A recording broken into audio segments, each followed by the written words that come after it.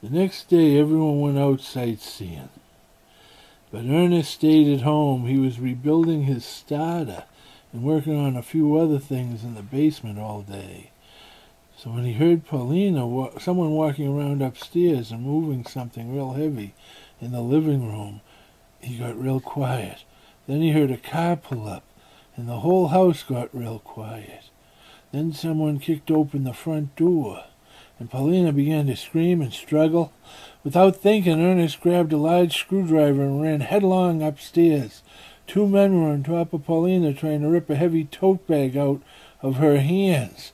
They had guns in their hands as they struggled with her, so Ernest, as he ran towards them, did not see a chair lying on the floor and tripped over it and fell on top of one of them, plunging the screwdriver deep into the man.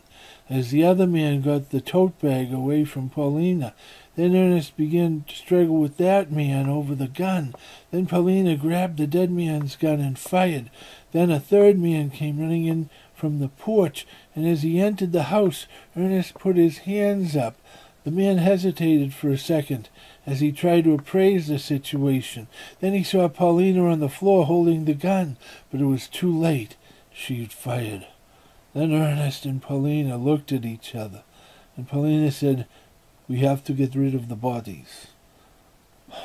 Okay, said Ernest, thinking on his feet. "We'll take the car, put them in it, and leave it somewhere." "Good," said Paulina. So Ernest nodded his head and said, "Okay, Paulina, okay." So Paulina searched the dead guys for the keys and handed them to Ernest. And Ernest went out to the car and opened up the trunk.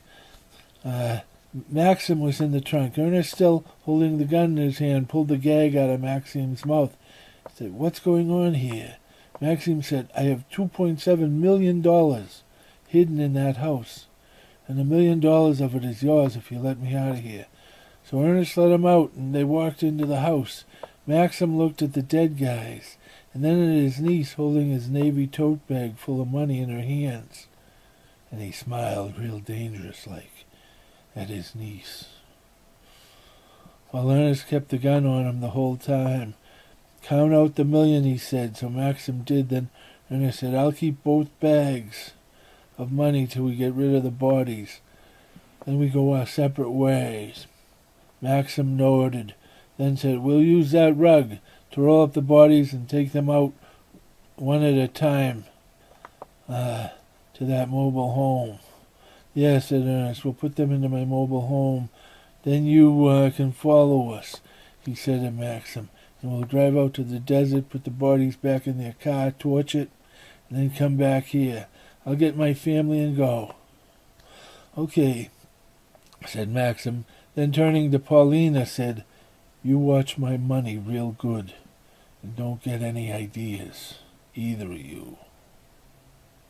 In the desert, Ernest kept his gun pointed at Maxim the entire time as they moved the bodies out of the mobile home and back into their own car.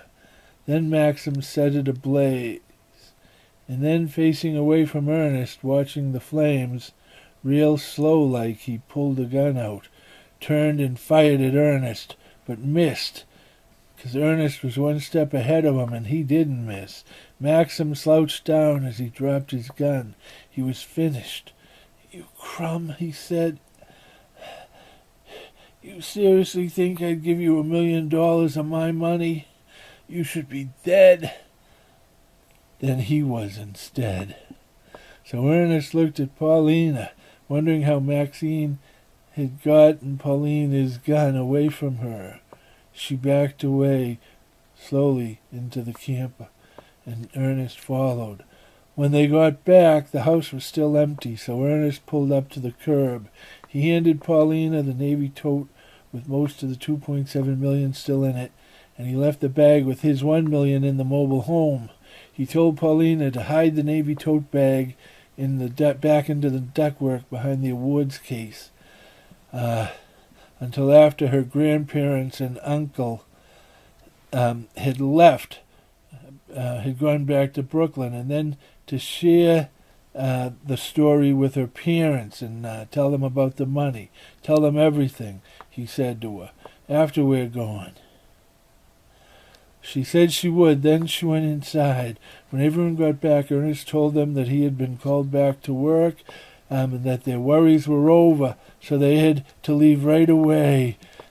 His wife and kids were so happy and excited, and they went in and packed, and then they were on their way. The first bridge they crossed over, Ernest opened his window and threw out a small bag into the river down below.